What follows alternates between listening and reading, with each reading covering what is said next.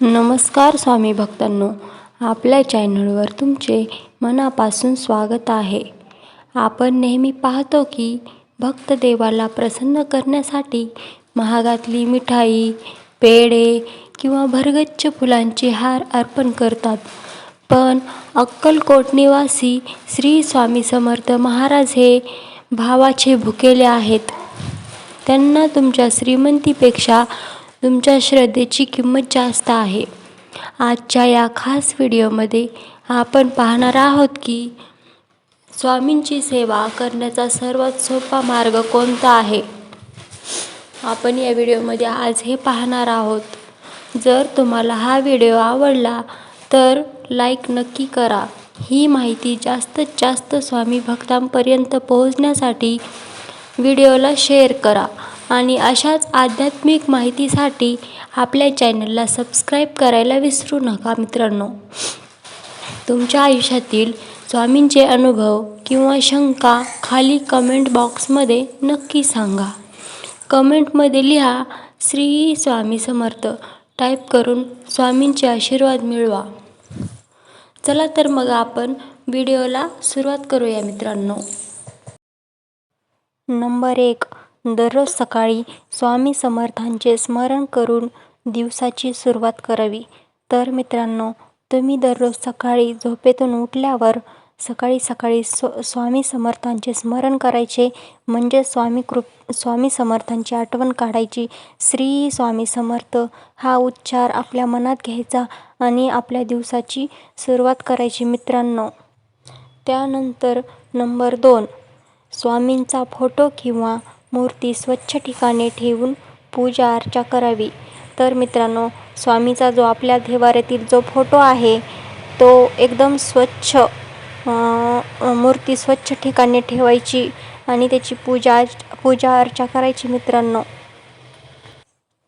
त्यानंतर नंबर 3. मन शांत ठेवून श्री स्वामी समर्थ हा जप श्रद्धेने करावा. तर आपल्या मनामध्ये श्रद्धा ठेवायची आणि आपल्या मनातून म्हणायचं की श्री स्वामी समर्थ.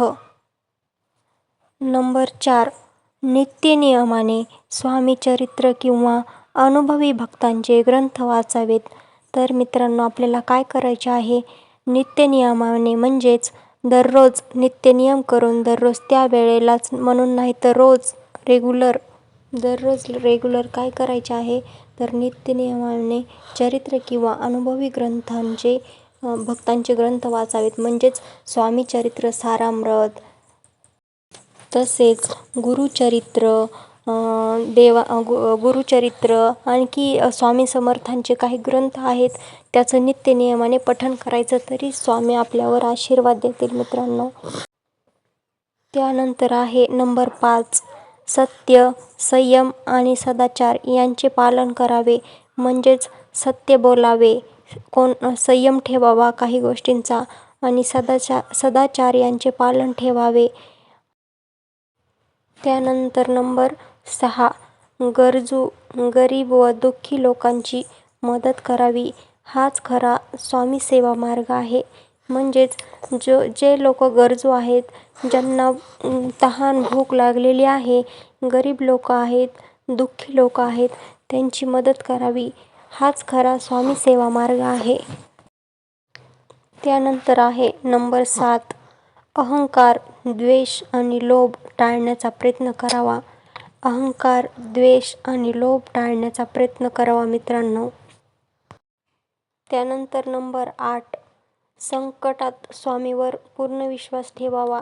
जर आपल्यावर कोणत्याही कारणाने संकट आले असेल तर डोळे झाकून आपण स्वामीवर विश्वास ठेवावा. स्वामी आपलं सर्व भलंच करतील हा विश्वास आपल्या मनात ठेवावा आणि स्वामीवर पूर्ण विश्वास करून राहावे. मित्रांनो, त्यानंतर नंबर 9. अन्नदान, वस्त्रदान किंवा शक्य ती सेवा करावी. ज्या लोकांना अन्नाची गरज आहे त्यांना अन्नदान करावे. ज्या लोकांना वस्त्राची गरज आहे त्यांना कपडे लत्ते द्यावेत आणि किंवा तुमच्या ज्यानं जी सेवा शक्य असेल ती सेवा करावी स्वामी भक्तांनो. त्यानंतर नंबर 10 म्हणजेच हा शेवटची सेवा आहे. प्रत्येक कर्म स्वामींना अर्पण करून कृतज्ञतेने जीवन जगावे. आपण जीवनामध्ये जेही कर्म केलेत ते स्वामींना अर्पण करायचे आणि स्वामींच्या भरोशावर जीवन जगायचे. मित्रांनो, स्वामी भक्तांनो, अशा प्रकारे आपण इथेच थांबूया. माझा व्हिडिओ आवडला असेल तर व्हिडिओला लाईक करा, चॅनलला सबस्क्राईब करा आणि व्हिडिओला शेअर करा. थँक्यू सो मच मित्र.